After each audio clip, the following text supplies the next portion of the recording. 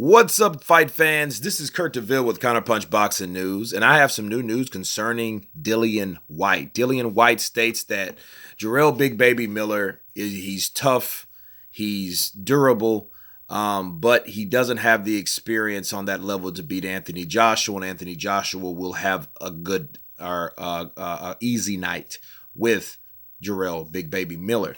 He also states that, Miller is just typically a fat guy, and it was supposed to have been him that fought Joshua instead of this Miller fight.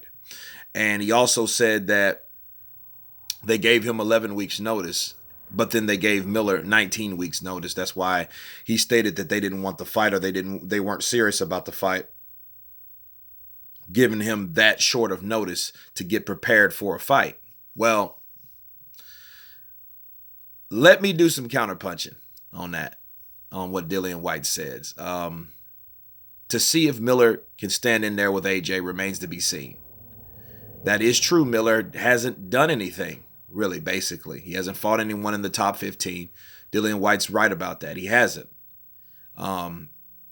He's just a big, tough guy, and he's not physically strong. He's tough, but we don't know how tough he is. So that remains to be seen. So I don't really know about that. But he hasn't done anything to prove that where he is or why he got this particular fight. Okay, it doesn't validate anything. So I agree with Dillian Whyte on that aspect. However, when he's referring to the short distance of time, now everyone and their mom knew, okay, that they had 2 dates back to back, because Dillian Whyte was supposed to be involved in one of them, right? You know what I mean? Like, he knew that it was a fight that was, he wanted Deontay Wilder.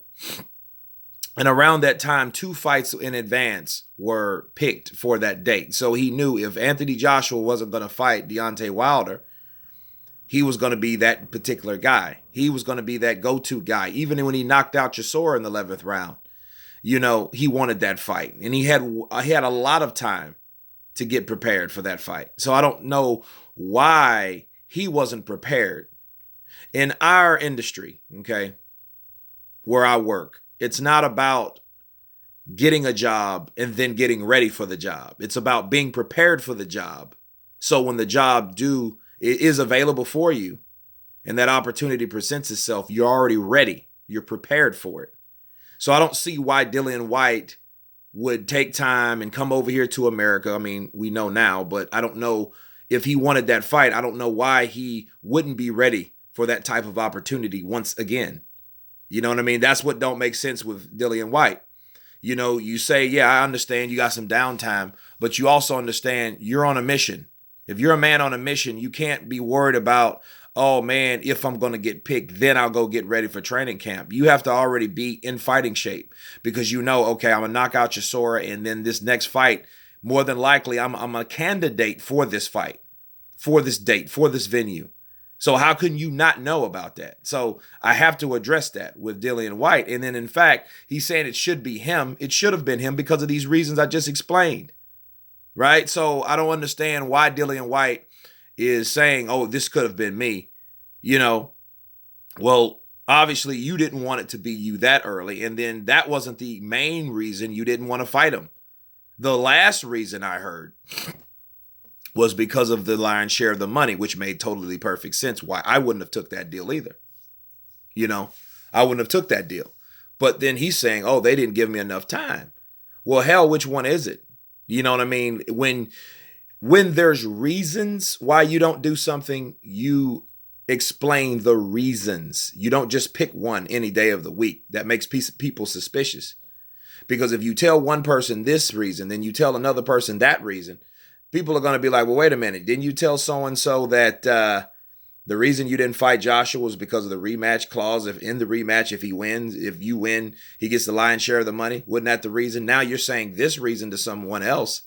And they're saying, oh, you just didn't have enough time to prepare. So, you know what I mean? So it looks like it would have been in addition to those 2 reasons, both reasons, not just that one, like he mentioned. I'll leave the link below to the interview. It's only a 2-minute segment. You know, it's not like long podcasts and shit that takes about an hour. You know what I mean? But yeah, I think that Dillian Whyte seems a little bitter on, you know, despite joining this ESPN deal. You got you a deal. So I don't know why he's still talking about this should be me, it should have been me, this, that, and the other. I wouldn't really be concerned if I'm Dillian Whyte about Anthony Joshua at this point. You know what I mean? Because it seems like he's just kind of sidelining, you know, slick capping. You know what I mean? And it sounds like he's bitter. You know, he's kind of sounding like Deontay Wilder in effect, in you know, in a sense. You know?